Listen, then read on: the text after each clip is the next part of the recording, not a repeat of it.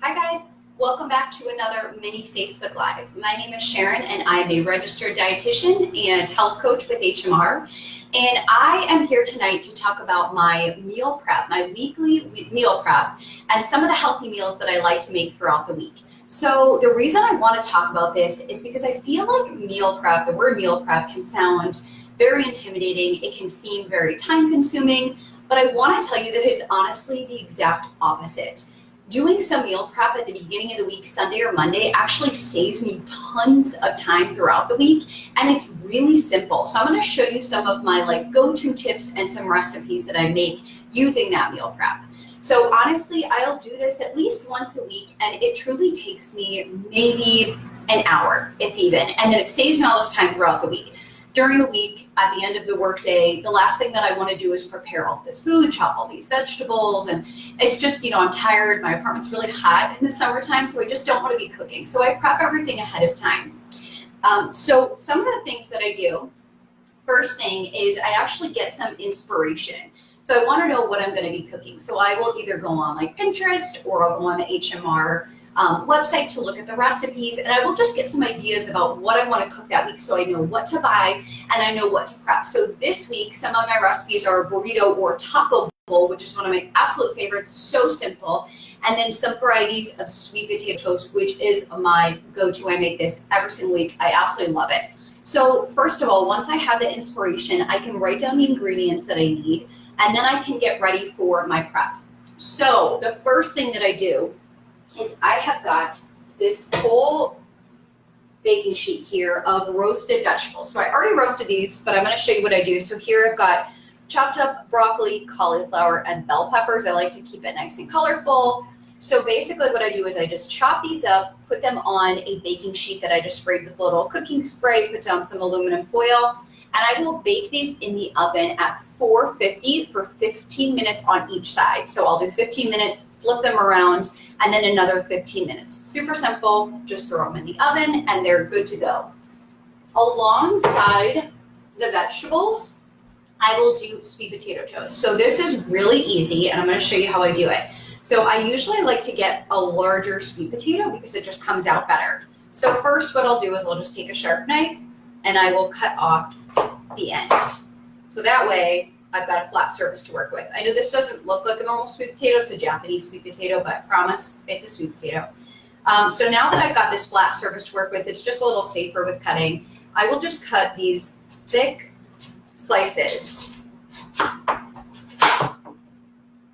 And I'll cut a bunch of them, just thick slices, flat slices, and the big sweet potato makes it more of a surface to add food to. Super easy, I just slice those up. And then I will put those in the oven. I'll actually put the sweet potato toast directly on the rack, and I will cook them alongside the veggies. So 15 minutes, and then flip them another 15 minutes. Super simple. And let me actually show you, I've got some here on this plate. So this is how they come out. A little burnt and crispy, flat, like toast. They're perfect, they're sturdy, they're perfect to add food to. So I'm gonna show you some of the recipes that I do with those. So once the vegetables and sweet potatoes are in the oven, I can just leave them in there to do their own thing. Then I'll cook some proteins and grains. So on here, I've got quinoa, which I usually make every week. So a whole pot of quinoa. So all I do is 1 cup of quinoa, 2 cups of either water or chicken broth, low sodium chicken broth that adds a nice flavor. So I'll put those both in the pot, cover it, let it boil. Once it's boiling, just turn it down to low, simmer, keep the top on, and then simmer for about 15 minutes. That's it. Just stir it up afterwards. I'm just letting it cool, and then I'll add some really simple seasonings. One of my favorite seasonings to add to quinoa is this Trader Joe's chili lime. It's delicious. Or I'll just use salt, pepper, garlic powder, and cilantro. So I've got this whole pot of quinoa here, just thrown on, really easy to make. Also make some proteins. So I did shredded chicken. So this was really easy. All I did was boiled chicken. So I just did a pound or so of chicken. I put it in a pot with water, let it boil, and then kept it boiling, turned it down a little bit to medium heat for maybe 15, 20 minutes. And then once it was done, I actually just shredded the chicken with a fork and knife and put it in a Tupperware. The reason that I shred the chicken, first of all, boiling it's so easy. It's really quick, really easy, doesn't take a lot of work. And then I shred it and keep it in a Tupperware That way throughout the week, I can just grab some of the shredded chicken and put any seasonings that I want on it and just use it, on top of salads, or, I'm actually going to show you how I do everything with sweet potato toast. So this is going to be involved with sweet potato toast as well. But it's just so easy and really versatile. So I've got this plain shredded boiled chicken. Just keep it in a Tupperware in the refrigerator. Another protein that I have here is ground turkey meat. So I did ground turkey, and I just added my own taco seasoning. This is going to be a part of the taco bowls. This was very easy to throw together as well. So I just cooked it on the stove, and I do my own taco seasoning. It's so easy. I'll just do a bunch of ground cumin, chili or cayenne pepper. I had a little too much of this time, but it's nice and spicy. Bunch of paprika, salt, pepper. You can always add your own spices if you like anything else. I've actually added cinnamon in before, and it was really good. It kind of added an interesting flavor. So I'll cook that, and then once I'm done with that, I'll put the chicken and the ground turkey in 2 separate Tupperwares. They will last in the refrigerator for about 2 to 3 days. So I'll use them for lunches and dinners for a couple of days, and then I'll usually make more proteins throughout or later on in the week. So another thing that I do is hard-boiled eggs. Let me actually grab these so I can show you. So what I'll do is just put a bunch of eggs in a pot, cover it with water, and put the top on it. Then I will let the water boil completely. Once it's boiling, keep the top on, turn off the heat completely, no heat, but just keep the top on, and let it sit there for 12 minutes. So I'll just set a timer for 12 minutes once it's boiling. And then the real trick is after it's done and the timer goes off, add the eggs to a bowl or just take it in that regular pot, rinse it off, and then add ice water. When it sits in ice water, I'll let it sit in ice water for maybe 10-15 minutes. It actually makes it way easier to peel. And it's really easy. You just throw it in ice water afterwards. Once it sat in there for about like 10 minutes, I will just put hard-boiled eggs. I've had this egg carton forever, but it's just an old egg carton that I've just labeled hard-boiled eggs all over it, and I just keep them in there. These will last about a week. So these are really simple. I'll show you a recipe with these. Really easy. My fiance likes to take these for lunch as a snack, so it's just a nice, easy thing to bring along. So that's kind of like a gist of like all the food that I prep. So now I've got all these different types of foods. Throughout the week, I can just throw together recipes. It makes it so much easier. It's a no-brainer. And it really does not take me that long to cook those foods, an hour tops. So I do want to show you some of the recipes that I make using these foods. So I have made some sweet potato toast, and I've got a bunch. I did like 2 potatoes, so I've got all these sweet potato slices. As you can see, they're pretty good size. So one recipe that I will make with these is I will just take an avocado, and I'll just slice it up, do like crisscross slices. Take one of the pieces of sweet potato toast, and then I will just add the avocado and just kind of mash it on there. So now you can add anything you want. So I'll do mashed avocado, and then I will add some seasoning. So this is one of my other absolute favorites, Trader Joe's everything seasoning. I think it's called everything but the bagel seasoning. It's so good. I will just sprinkle a little of that on top. And then you can add, I've got this hard-boiled egg that I've sliced up here. So I'll add the hard-boiled egg, and then just add a little bit of hot sauce. And it's really good. The flavors taste delicious together. And let's see if I can pick this up without dropping it.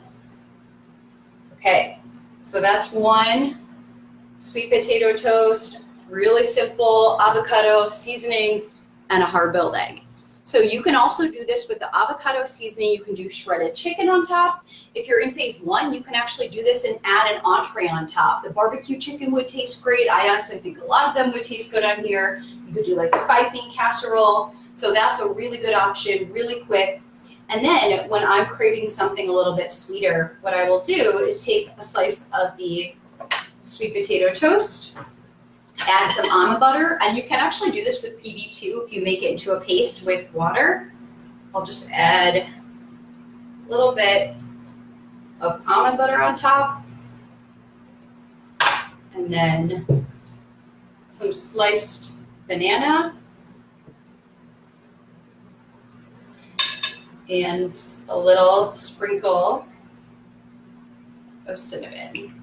It's delicious, nice little sweet treat. So now I've got two different types, one sweet, one savory, really good. And you could do it with banana or you could do it with berries. I've done strawberries, really, really good.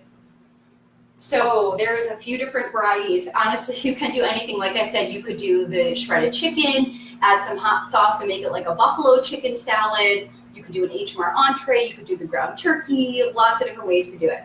So the other recipe that I want to show you is a burrito or taco bowl. This is so easy. I love doing this. It's easy to throw together. It's really delicious. So I'll just take a bowl and add some spinach or greens to it. That's the first step. Then I will add some roasted vegetables. So I got my roasted vegetables in there. I'll add a little bit of quinoa. And you can skip this step. Obviously, if you're in phase one, you can skip the greens. You can do like sweet potato or some type of a starchy vegetable. Then I'll add ground turkey, a dollop of, you could do fat-free sour cream. I've got plain Greek yogurt here, dollop of that, a little bit of salsa,